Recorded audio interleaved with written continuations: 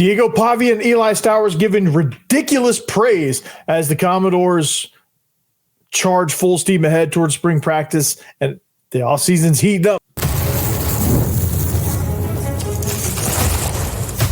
You are Locked On Vandy, your daily podcast on the Vanderbilt Commodores, part of the Locked On Podcast Network, your team every day. Yo, happy Friday. Welcome into the Locked On Vandy podcast on the Locked On Podcast Network. I'm your host, Corey Burton.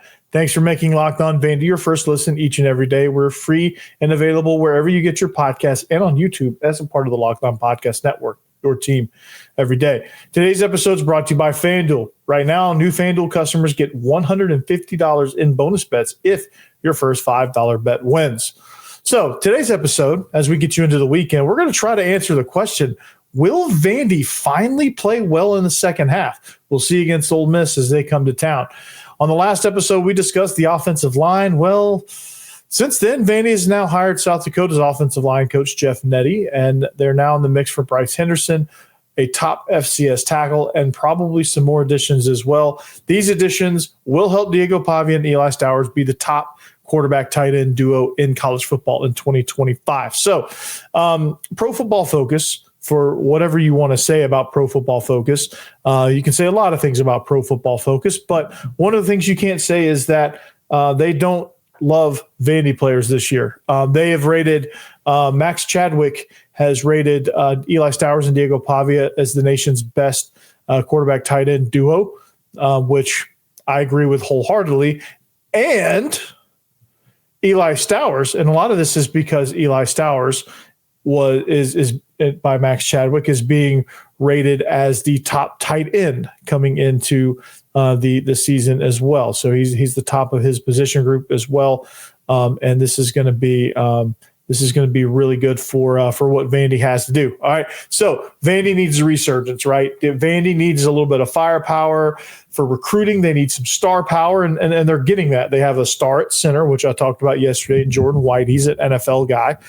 Eli Stowers is an NFL guy. Diego Pavia, I'm not sure what he does at the next level, but he is a star nonetheless.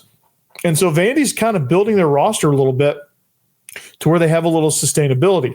And this is going to be really good for what they want to do if they want to not only repeat what they did a season ago, but actually improve on it and win some of the games they should have won. Like they should have won 8 regular season games, given the Georgia State game, and then I think they probably should have gotten the Missouri game. They had Missouri kind of right where they wanted him. But nonetheless, Eli Stowers coming back, he had a decision to make, and I think he was truly indecisive as far as what he wanted to do playing at the next level.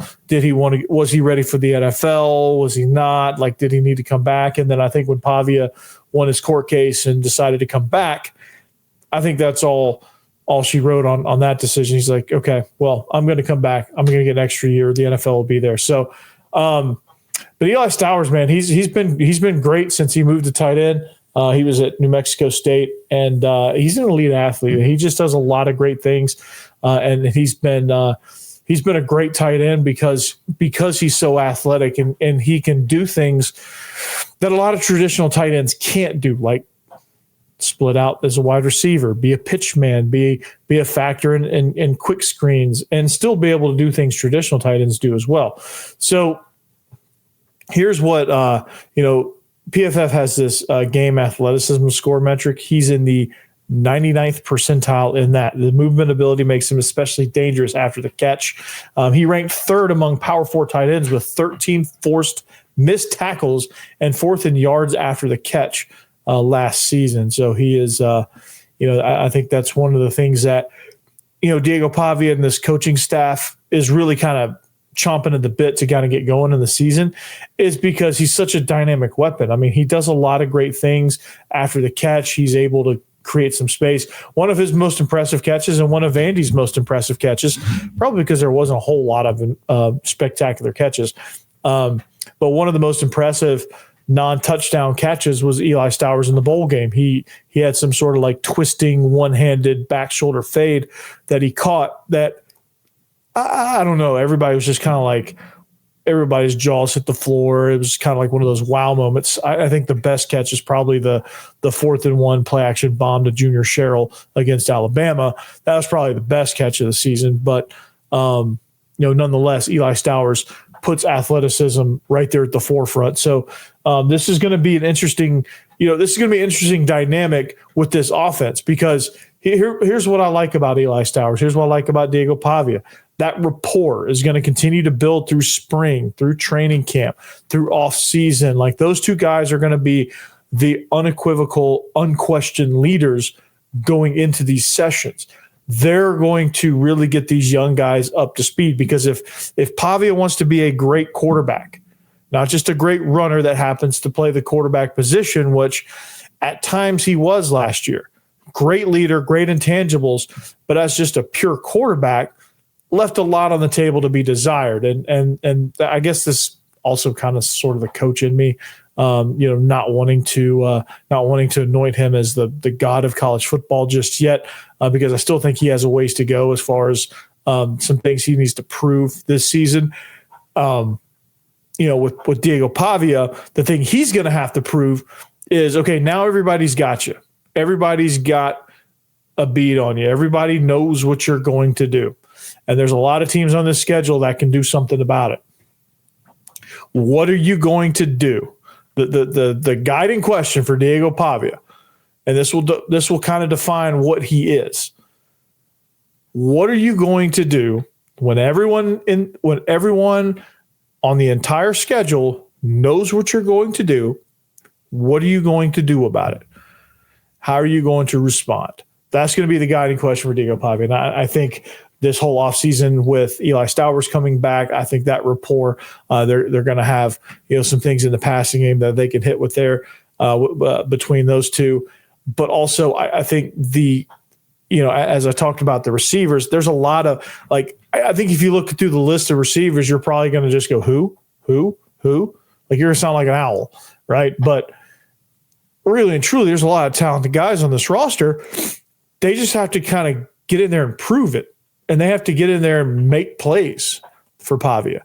And I think doing all of that, all those opportunities turn into options. And when you have options, that opens up things for Stowers. Because, if you got a couple of game breakers outside, which I think Joseph McVay will be, and I think Chance Fitzgerald has a chance to be that, and Trent Hudson has a chance to be that. I think you get Junior Sherrill in the middle. It opens up opportunities for those guys. But as the defense kind of oozes to the outside a little bit to take advantage, or not really take advantage, but to take away some of those opportunities from the outside guys, well, somebody's got to guard Eli Stowers. And do they go like nickel 3-corner personnel? Like, do they go nickel and put a bunch of small guys in the game? Because if they do that, then Vanderbilt's just going to run roughshod over them, right? If they're going to put a third corner in the game to guard Eli Stowers or whatever, like a third corner to guard Sherrill, and rotate a safety down for Stowers, or however they want to construct their defense to be able to stop the passing attack, because I do think Vandy's going to have more options. That's going to benefit this duo, a great deal. So how do you manage that as a defense? When you have two productive guys on the outside, like, it was easy down the stretch to manage Vandy's passing game, because they didn't really have one, because Eli Stowers was it. You manage Stowers, you manage the passing game, because Junior Sherrill was going to be inconsistent. Quincy Skinner was going to be inconsistent, and there was nobody else. There was guys out there. There was nobody else. Richie Hoskins, I love him, made a great catch against Kentucky. Nothing else. You had a bunch of freshmen that just couldn't see the field. Like, they could not get on the field at that point. Do I think that changes? Yes, because humans mature, people learn things. So I think, just given the nature of that, I do think one of these freshmen will get it. I think that guy's going to be Joseph McVay. I think it could be Tristan Brown. I think it could be all of them. I think we could have a whole youth movement coming in at wide receiver. I think you could have a lot of productive guys coming in. But I think with Eli Stowers, and I think that's going to be a great thing for what Stowers and Pavia can do as a duo, because you have more opportunities for more guys, which creates more matchup problems for Stowers. And Stowers is the most talented guy on the field. That's not the quarterback. That's not Diego Pavia. He is the most talented receiver out there, and he's set. So if you can find ways to take advantage of some of these other guys and the opportunities and matchups that they're going to create, then you get some favorable things for Eli Stowers on the inside. Maybe you have some sets where he's lined up as a tight end and, he runs some routes there. Maybe you have some things where he's the solo receiver and you overload everything else and you try to create some one-on-ones. Maybe you hide him in the middle of a 3-by-1 set. Like there's different ways to move him around to be able to take advantage of getting the ball in his hands. Running a slant route or running a hitch or a stick or something that pushes some things downfield. Running a seam route is going to be really good for him. Running a crossing route. Also, quick fast screens and pitch things and jet sweeps. Like they're going to use him the way Georgia used Brock Bowers a little bit. I'm not saying Eli Stowers is Brock Bowers. Okay, so don't think I'm saying that. But I think as far as the usage goes and as far as like the utility, the Swiss Army knife approach that they're going to have, I think that's going to open up more things for him and open up more ways for him to get the ball in his hands and to really be that dynamic player that everyone knows he can be, including PFF. So he's going to be able to show off that athleticism by doing a bunch of different things. He understands the game from a quarterback perspective. He understands this offense from a quarterback perspective, which is the best perspective you can understand an offense from because you know the whole layout. All right, not just the singular tight end position. You know the whole layout and why everyone's doing what they're doing. So that's only going to benefit you and how you run your routes, how you create your space, and what you do with the ball after the catch or after the handoff in a jet sweep scenario. So best duo, dynamic duo. I'm excited for him. But what I'm really excited is I was already excited about this offensive line. And, well, things are about to change rapidly for this group. I'll tell you what that means next.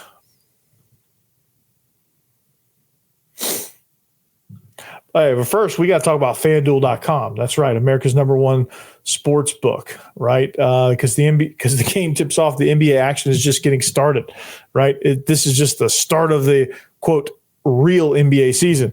And there's no better place to get in on it than FanDuel, America's #1 sports book. Because with FanDuel, you can place live bets throughout the game. So even if you miss the opening tip-off or want to bet a fourth quarter comeback, you can stay in on the action.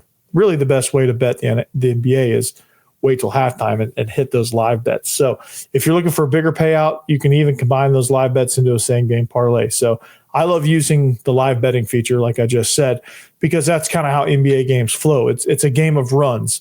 So it makes it exciting, and it gives you a better feel of what the game's going to be like. So whether I'm backing my team for a late game rally, the Hawks, they're probably not going to do that, or picking a player to hit a clutch three, I feel like I've never missed my chance. Plus, the app is easy to use, and when you win, you get paid instantly. It's a great thing. So right now, FanDuel customers can get $150 in bonus bets if your first $5 bet wins. So just visit FanDuel.com to join today. That's FanDuel.com for your shot at $150 in bonus bets. Make every moment more with FanDuel, official sports betting partner of the NBA. All right. Thanks for making Locked On Vandy your first listen each and every day. We appreciate it. If you need a second listen, Chris Gordy and Locked On SEC, great. And if you haven't, go check out the Squad Show. That's a must listen every week. That's a must watch every week. So, but a lot of action happening in the world of Vandy football, right? So talked about Dylan Autenreith leaving for the Tennessee Titans. Well, they've made a move now. They've made a couple of moves. They hired an assistant defensive line coach, Will Smart, which I think that'll be good. With the whole like coaching restrictions lifted, they can hire as many coaches as they want to now. So every position is probably going to get an assistant. But Jeff Nady coming over from South Dakota. He's the offensive line coach over there. Not anymore. He has now joined Vanderbilt. to come help coach the offensive line, because having you can never go wrong having two offensive linemen. So this is going to be really, really good hire for Vanderbilt. I love this. I love this hire, because when you look at anytime you look at FCS football, and I know you're thinking, oh God, it's FCS. Like, why are we getting, some of the best coaches are at the FCS level because of the creativity they have to have, the break, the really, what's the word I'm looking for here? The importance of fundamentals at that level, because oftentimes you're at a disadvantage roster wise, and you at some point in the season, you're going to have to play somebody that's just not more talented than somebody, and you can't get away with it. So fundamentals, toughness, things like that, like coaching matters at the FCS level, especially. And I think this is one of the good things, one of the good guys to get. He's a former offensive lineman in the NFL, played at Nevada, and he's been phenomenal for South Dakota. And if you know anything about FCS football, anytime if your program has the name Dakota in it, you're probably pretty good. Like the national champions for like what feels like the last 47 years have either been North Dakota State or South Dakota State. And then North Dakota and South Dakota have always been in the mix for that. They've always made deep playoff runs. They've always been a nuisance, it feels like. I mean, these programs, these Dakota programs are outstanding. And you're plucking a position coach that's really good. And that leaves you kind of in good favor for a couple of offensive linemen. You had both tackles actually are now going to follow Coach Nady over to Vandy, and Bryce Henderson is going to be the latest. He's I think he's a little bit further along in his decision. 6'8", 325 pounds. He was second team All Missouri Valley. He is an absolutely devastating run blocker. And if you watch any South Dakota football, which honestly, you'd have to be an FCS nerd to watch South Dakota football, truthfully. But this guy's as good as it gets. He would slide in at that strong tackle spot, and he would be an absolute beast. And with that hiring and with that transfer, you're getting a guy possibly coming in 1 to 2 years probably, and just coming in as all the things you look for in an offensive lineman, but run blocking in the FCS doesn't translate necessarily. So it's going to be a wait and see approach, but I would like to wait and see, and I would like to try this guy out because I think watching him play, and I'm going to watch him a little more as soon as he commits. I don't want to get too far into the weeds with Bryce Henderson, and then he doesn't end up committing. But that's going to be very, very good for this offensive line group and for this team. You get some dominant guys like that. I mean, you get a big 6'8", 320-pound guy that moves well and can block well in the run game. That's a recipe for success, man. And then Joe Cotton as well. He played left tackle. And I think Vandy would make some room for him. I think Clark Lee would say, all right, we're getting a highly productive guy to come in and play quick tackle.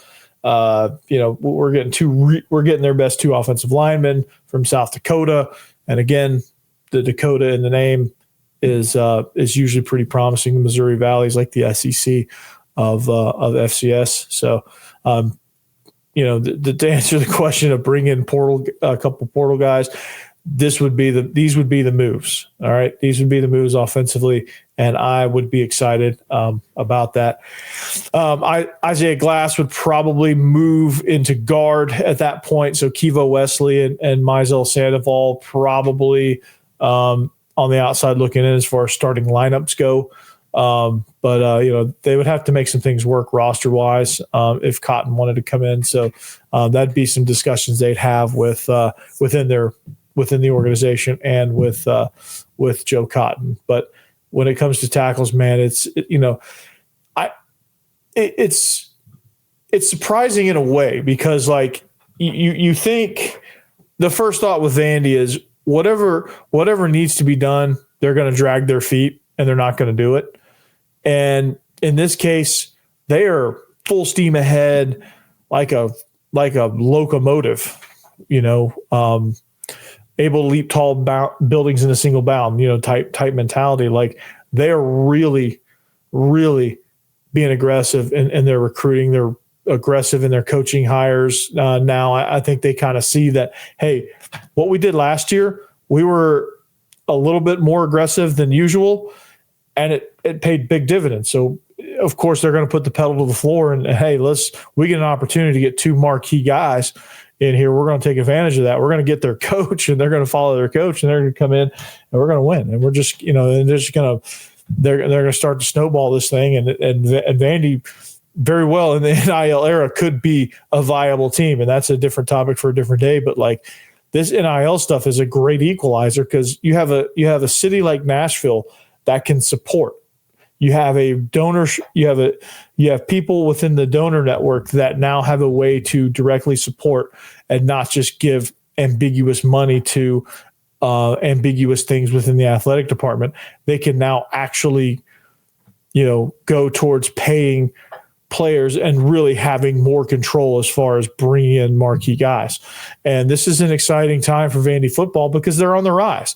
And a lot of people will be like, well, Clark Lee got lucky. Well, hell, I'd rather be lucky than good most of the time. I hope I get lucky and luck into 1,000 subscribers here very soon. I hope that happens. But I'm excited if these linemen can get on campus. They can make a difference for this team immediately, and they can get up to speed on the system and all that stuff. And I think they'll be just fine. And Vandy will go from having one of the worst offensive lines to quite possibly one of the top units not probably the top unit, but they would be in that upper tier of offensive line units if these 2 guys come in. So looking forward to that. This is exciting times, man, because not many times where you get a positive portal story from Vanderbilt University. But here we are. So big time hire will hopefully net 2 big time gets and net 2 very large gets, figuratively and literally, to this football team. So look forward to that. Welcome to West End, Jeff Nady, and let's bring in Bryce Henderson. Let's bring in Joe Cotton. Let's get this freaking thing done, man. This is going to be a lot of fun, and this team just continues to get better. But speaking of teams that need to continually get better, this basketball team, can they actually play well in the second half? Are they going to do it finally? I don't know. We'll answer that question next.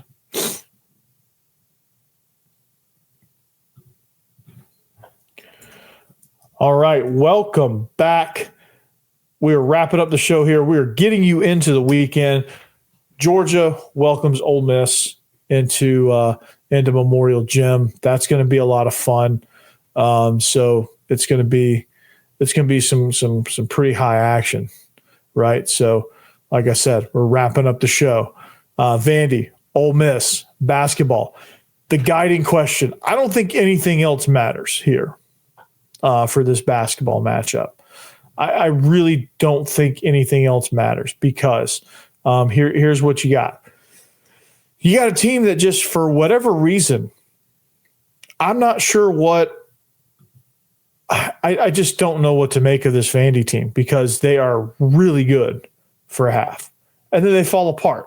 I think the description is, and this is perfect, they got out of character in the second half of the Kentucky loss. Well, that's happened in every game. They've got to figure out a way to get past that, right? He says there were some good defensive plays, but we lost ourselves. That's a perfect way to describe it because it's an ambiguous term that you can't really pinpoint. But like when you watch Vandy play, like you can't really pinpoint what sends us into this like tailspin, right? They've been outscored by over 100 points in the second half of every SEC game, right? It's mind-boggling, like the difference in halves that happen, and until they get a lid on that, nothing else matters. Like we could go through and be like, okay, well, Sean Padula You got to stop him. Chris Beard has a phenomenal team, by the way, at Ole Miss, and they're going to be, they're going to be really good, and they're actually pretty solid. But like nothing else matters really for this team. It doesn't matter who Ole Miss has on their roster. They have some size. They're built like a standard SEC basketball team. They have a little bit of size. They have some productive guard play, and Chris Beard is a hell of a coach. Like that's kind of the Ole Miss preview. But when you really kind of break this thing down, none of that matters. Not a bit of that matters, because if Vandy doesn't fix themselves, then it's all for naught. So Vandy's got to work on, hey, we've got to work on our mindset in the second half of these games. We've got to figure out ways to be, to actually not step all over ourselves in the second half of these games. We've got to figure out ways to be viable, to score points, to play defense, to play within ourselves in the second half of these games. Like there's a reason they're getting outscored, by 100 points in the second half of all of these games. Like if you combine all the second halves of all the SEC games, the scoring difference is, I haven't done the exact math on it, but it's pretty staggering. Some of that is you start to lose the size disadvantages in the paint. Like that can take its toll. There's teams like Kentucky that are just bigger than you and just kind of bully you in the paint. There's games like Auburn and Florida where team gets red hot from behind the arc and there's not a whole lot you can do about it. There's situations where you lose communication. Your defensive rotations are bad. Teams move the ball well. They push it to the rim, and next thing you know, like they get wide open looks. And some of that is just the rapport is just not there because this team is brand new. Like there's some of that. So, I mean, there's a lot of issues. And, of course, Mark Byington can probably pinpoint it better because he's the coach. And if he can't, then, maybe they should pay me to be the coach. But it's just, I don't know. Luck is sometimes plays in it. Here's the issue.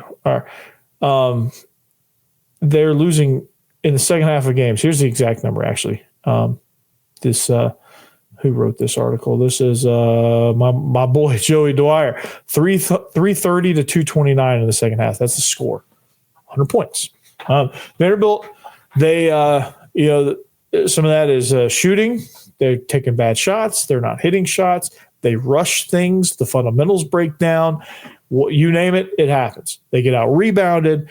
They get pushed around in the paint. Like they went from 48.6% to 29.6% in the field from first half to second half against Kentucky. Like that's just kind of a microcosm. That's just been happening all year long. All right. They're 5-8 league play.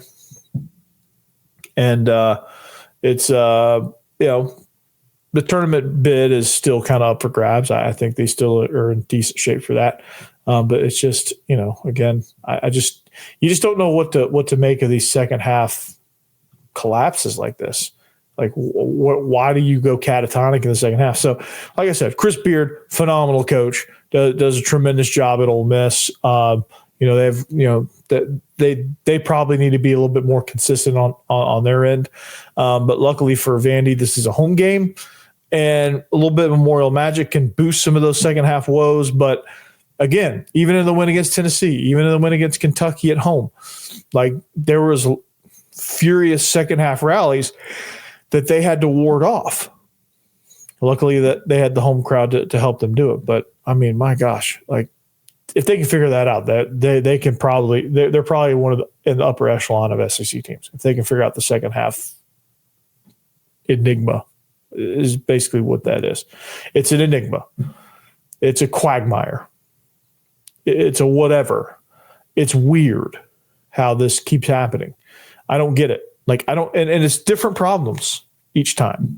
That's the weird part. But anyway, that game, looking forward to that game. It's a 2:30 tip, so I think that's going to be a lot of fun. And then before we go, we got about 30 seconds or so. Baseball welcomes St. Mary's in for a 3-game set.